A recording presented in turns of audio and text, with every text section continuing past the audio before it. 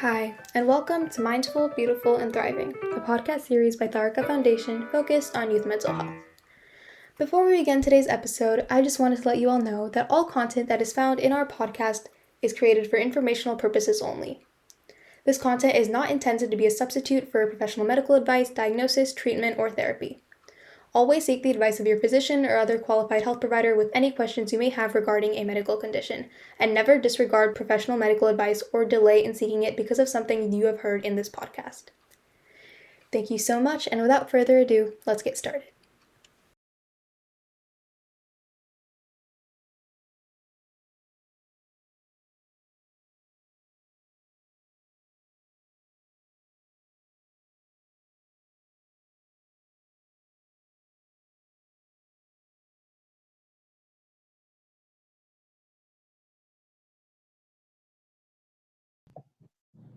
Welcome to Mindful, Beautiful, and Thriving, a podcast series focused on youth mental health by Tharaka Foundation.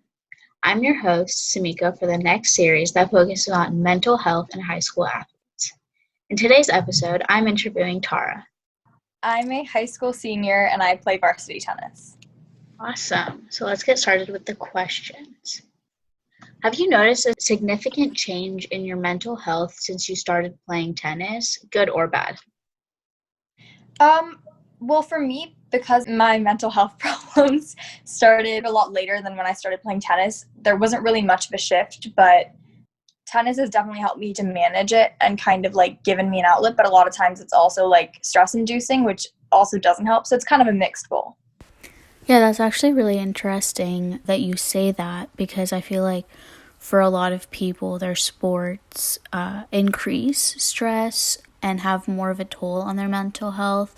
Whereas, as you just mentioned, it's more like a getaway from your mental health. And so I find that really interesting. What are some ways that you try to separate mental health struggles from your sport? I would say doing things that calm me down and kind of give me like a way to like almost balance myself internally so that I can focus on one thing and not have to dwell on the other. Yeah. So for me, that's like meditation or like listening to music, deep breathing exercises. That's actually interesting how you can really differentiate in your mind what is, bringing you more stress or taking away from your stress. Like you said, for example, tournaments tend to bring you more stress playing in tournaments. So you have recently stopped playing in tournaments to kind of focus more on your mental health rather than, forcing yourself to play in games that you don't want to. Does playing tennis add on to or take away from the struggles that you already face with mental health? So in a lot of different ways, it kind of helps me because it gives me an outlet to almost like relieve myself of like stress and burdens. It kind of gives me time to like think about things while I'm playing tennis. I kind of like go over things in my mind that are troubling me or bothering me, and sometimes they help. But I've noticed that a lot of times, especially during tournaments, the stress gets even heavier because I put a lot of pressure on myself, which causes me a lot of anxiety, and it only worsens by playing tournaments. So I've stopped doing that quite recently, but I've definitely seen that when I've stopped doing that it just generally helps me most of the time. Cool. Do you experience significantly different forms of pressure on your mental health when regarding your athletic life versus your social / academic life? I would say that they're pretty different. I think that when it comes to social and academic life, it's more of like self-criticism and critiquing about like my surroundings and how well I'm doing, and thinking that I can always push myself harder, even though sometimes I don't kind of recognize my own limit as a person, because everybody has that. And sometimes I overdo that. But when it comes to tennis, it's almost like I understand that limit, but too much. And so I almost like don't push myself enough. And then that causes me anxiety because I feel like I'm not doing my best, and I feel like everyone around me is judging me for that. Right. Do you think playing your sport would still affect your mental health if you had no underlying issues with mental health before playing tennis? And I try to like really, really pursue whatever I'm doing like to the fullest extent possible. So for something like tennis, if I ever see myself lacking, or if anyone ever makes like a comment about how I'm not doing as good as I can, I take that comment and I multiply it by 1,000, or I take my own self-critiquing and I multiply it by 1,000 and kind of put that pressure on myself. Mhm. And it's not healthy because it doesn't really help me do better. It just kind of weighs me down. Right. How often do previous mental health struggles affect your motivation, and how would you deal with motivation loss? I feel like a lot of the times being in a toxic home environment and kind of having to like rely on myself for like a lot of major things that I felt like I should have been relying on other people for, especially at a young age, kind of decreased my motivation in a sense where I felt like I couldn't really achieve anything because it was always, this part of my life was just always weighing me down. Mhm. And I think that just kind of like overall was a major factor, but motivation in general really wasn't an issue for me until that. So Okay. Do you believe that becoming a varsity athlete changes who you are mentally? If yes, how so? I think you take it more seriously in a sense because, you know, you're up there with like some of the best players at your school and you feel like you have to kind of like measure up to their performance level if sometimes you feel like you're lacking in certain areas.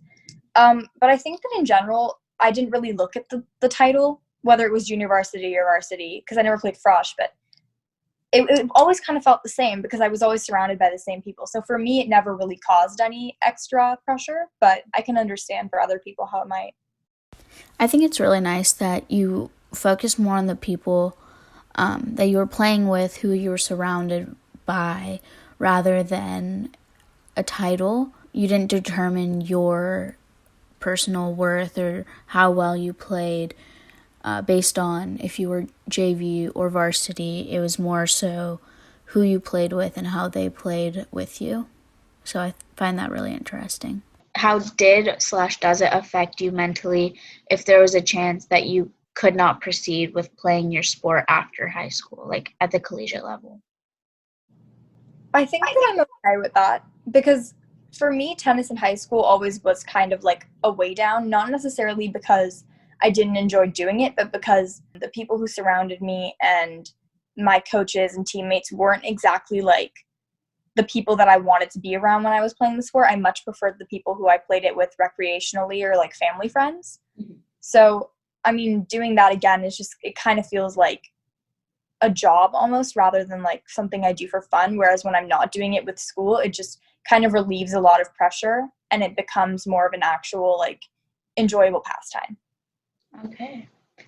When you initially started working hard to pursue your sport, was it simply to have the varsity title and look presentable to colleges, or was it you following a passion? And how did this affect you mentally?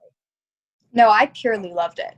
I started when I was 7. I used to play at a local country club or tennis club because one of our family friends' daughters, who I pretty much looked up to like all my life, she went there and played. So I went and played with her. And it was purely just like passion. Like I wanted to just do good and excel in it just for my own like love of the sport itself, not for any outside, you know, measurements or anything to kind of make me look better in the public eye. But I feel like over time, especially when I was more kind of like put into that environment, especially in high school where you see a lot of people doing it just purely for that, you kind of think about it and you totally consider the fact that this is something that could possibly help me a lot when it comes to colleges and looking good. But for me, it never was really about that. I always just enjoyed the sport. I like how you mentioned that it will definitely help on, college apps and looking good for colleges in general. But you stuck with it because of your love for the sport. That initial connection that you felt to tennis was really what kept you going. And I think that's really admirable. All right, awesome. Thank you, Tara, and thank you to our listeners for listening to Mindful, Beautiful, and Thriving, a podcast series on youth mental health. Please rate and review us if you liked our episode and share with your friends. I will be back next week with another episode in this series. You are listening to Mindful, Beautiful, and Thriving, a podcast series by Tharaka Foundation. As part of our youth series, we will be releasing new episodes every weekend, so make sure to continue to check those out. We hoped you enjoyed this podcast, and thank you so much for listening.